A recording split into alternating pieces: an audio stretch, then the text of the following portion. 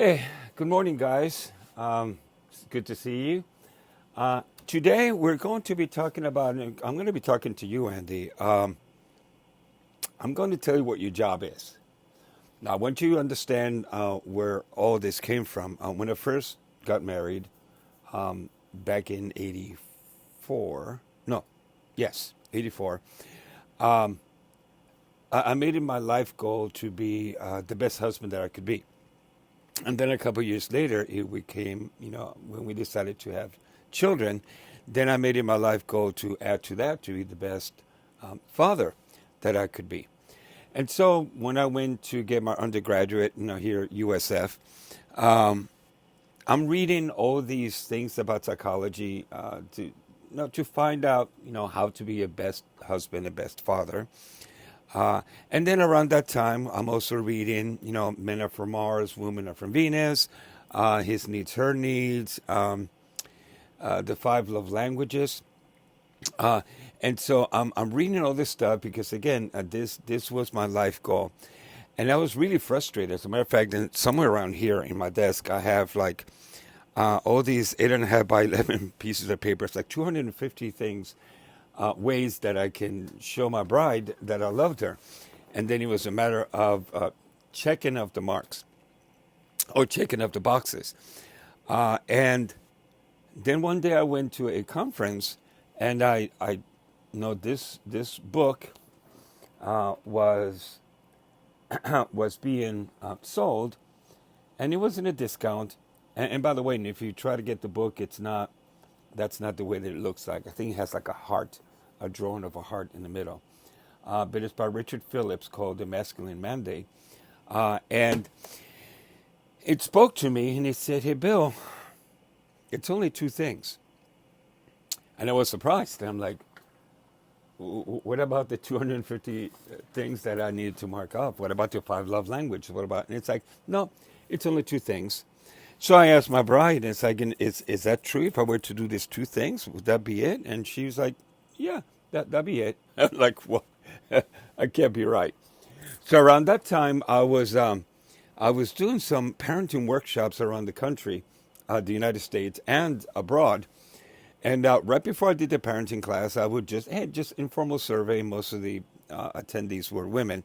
If your husbands or your partners were to do these two things, would that be enough? And pretty much 100% of them said, yeah, that would be it.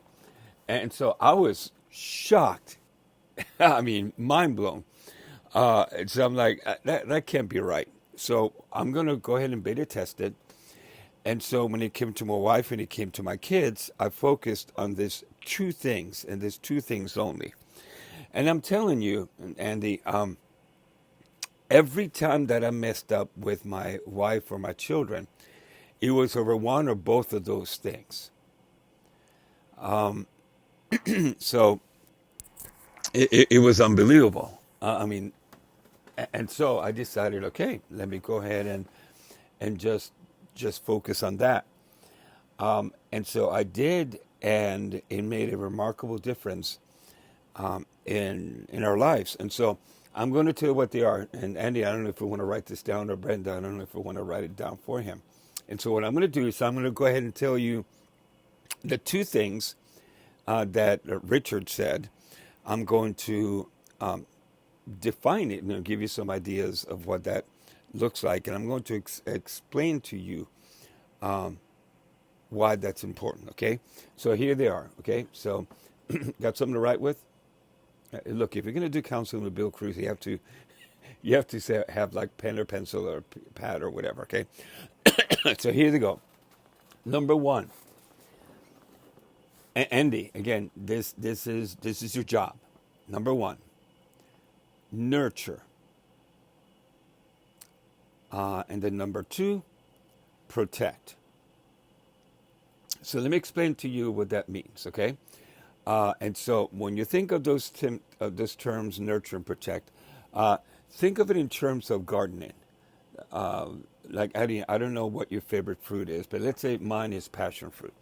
And so if I want to have a really good passion fruit tree, and I want it to be strong and healthy and fruitful, first of all, I have to nurture it. Now, it requires for me to learn as much information about passion fruit trees as I can.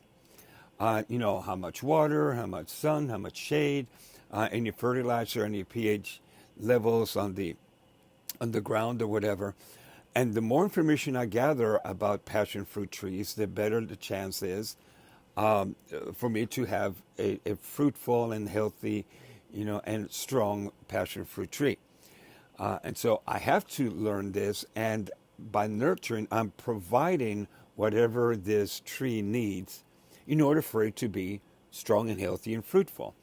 But I also have to learn how to protect it. And that means, during a storm, during the cold weather, any nematodes, any bugs, any animals or whatever. And so I need to make sure that I learn how to protect that tree so that it will be strong and healthy and fruitful. And so if I really want to have an excellent passion fruit tree, I need to nurture it, provide what it needs, and I need to protect it. And so this author's thesis is basically, now, Andy, that's your job, and that's my job when it comes to my bride, is to nurture and protect all those under our care, and that includes our children. Now, what does that mean? Now, when it comes to protecting, you and I know we do that in our sleep. We take a bullet for our wives and for our children, and we know how to do that really well. In fact, my ex-best friend, Big Jim, who graduated to be in heaven before me, and I was still upset over the fact that he beat me to it. He told me one day, Billy, he used to call me Billy. Billy, it's funny how we're willing to take a bullet for our wives, but we're not willing to protect them from our anger and from our own words. And I'm like, wow, Big Jim, that's really deep, and that's really true. But when it comes to the nurturing, Brenda, that's when you come in. And so Andy, you can read books or whatever, but Brenda, you're the one who can teach him, by the way, as one under your care, as your fruit tree or whatever. This is what I find nurturing. And then it's up to you, Andy, to make sure that you make mental notes of, like, if I really want to nurture my wife, then this is what she finds nurturing. And if I need to protect her, of course, this is what she finds protective. And so doing those two things. Now, what was interesting is the fact that as I was thinking about nurture and protect, and I thought, well, have I read that before?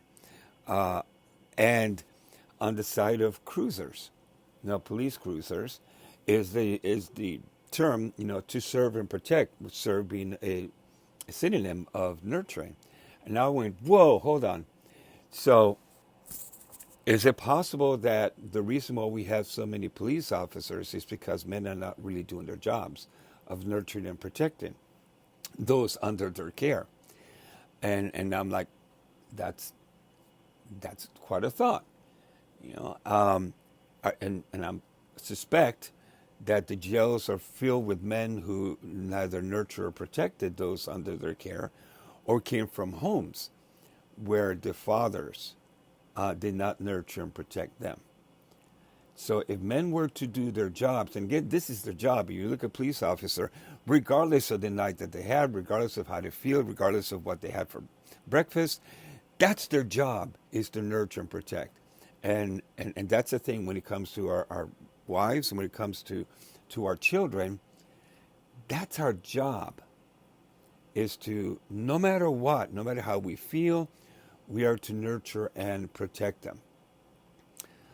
And so inevitably, as I say this, and I know we need to be leaving soon, but usually I have the guys that are like, okay, so that's my job. He's like, yeah, and whatever you do, write it in an index card, or put it on your bathroom mirror, whatever, nurture and protect, and that's all you do. Okay. What about the wife? And so I had only the guy say, well, what about her? What about Brenda? Or Brenda would say, it's like, well, what about me? And I'm like, Richard didn't say. So I could have very well said, it's like, well, I don't know. I know what my job is and what Andy's job is. And so I went ahead and dove into it. And so, Brenda, are you ready? And so, Brenda, this is your job. And it is two things, though, only, also. Number one, and I'm going to tell you what they are and then explain. Number one, to nurture, Andy in this case. Number two, respect. See, Andy, I saw how you reacted to that. Because, yeah, we're supposed to respect and nurture and protect each other all the time. But there's just something about women, how they're very, very keen to being protected and really needing to feel safe. But when it comes to the guys, to be respected, if you really want to hurt a guy, Brenda, you disrespect him, both privately or publicly. And that, to be disrespected, that really, it's laser focus and really goes right to his heart. You want to kill a guy, really hurt him deeply, you fire him in front of his peers, or you humiliate him or disrespect him in front of people that he knows. And that really cuts deep, and that's really very hurtful.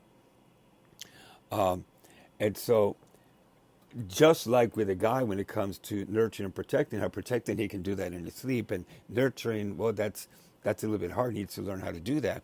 When it comes to you, Brenda, when it comes to nurturing, come on, you wrote the book. You know how to do that in your sleep. But when it comes to respecting, that tends to be, at least in my clinical experience, kind of hard for the women to understand and to take. And so that's going to require for you to have a conversation with Andy and say, okay, what do you find respectful? And whether you agree or not, he's going to tell you, well, I find it respectful or disrespectful when, or whatever, and then just make a note of that. And so, Andy, if Brenda were to nurture and respect you, what would your marriage be like? Yeah, right. Brenda, if Andy were to nurture and protect you and the kids, what would your marriage be like? What would your family life be like? Right, right. And again, those are your jobs, regardless of how the other person is. So everyone under your care, Andy, you are to nurture and protect. Brenda, you are to nurture and respect.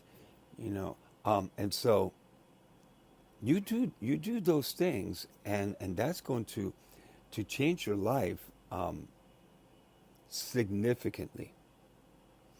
And so, and when it comes to me, I mean, not only, like I said, every single time that I messed up with my wife or my kids, it was over that. And they had all the right in the world to come to me and say, you know what? When you yelled at me, that was neither respectful nor nurturing. And I had zero excuse for that, because, I mean, that's my job, is to nurture and protect all those under my care. And personally, I do that not only with my wife and my children, but also when it comes to you guys.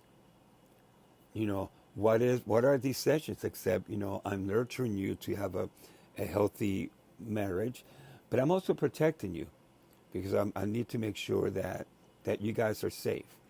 I need to make sure of your location, make sure that you're not thinking of taking your life or the life of others. And so that's my job. And it's my job for the rest of my life, until my last breath. I am to nurture and protect all those under my care. And so, yeah, we have to go. Okay, so homework assignment. Between now and the next time that we meet, do your jobs. Andy, have a conversation with Brenda. What is it that she finds nurturing? And the children. Oftentimes we have no idea.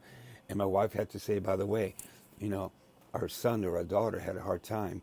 You may want to go over there. And rather than, oh man, no, again, that's my job. And so you can nurture them by finding out how they're doing, by hugging them, taking them out for ice cream or whatever. So, Andy, do your job. Nurture and protect all those under your care. And Brenda, when it comes to Andy, nurture and respect them. Okay? All right. And of course, protect and respect and nurture each other and your kids. But really focus on those two things. All right. Any questions? No? Okay. All right. And so we'll see you next time. Okay? Take care.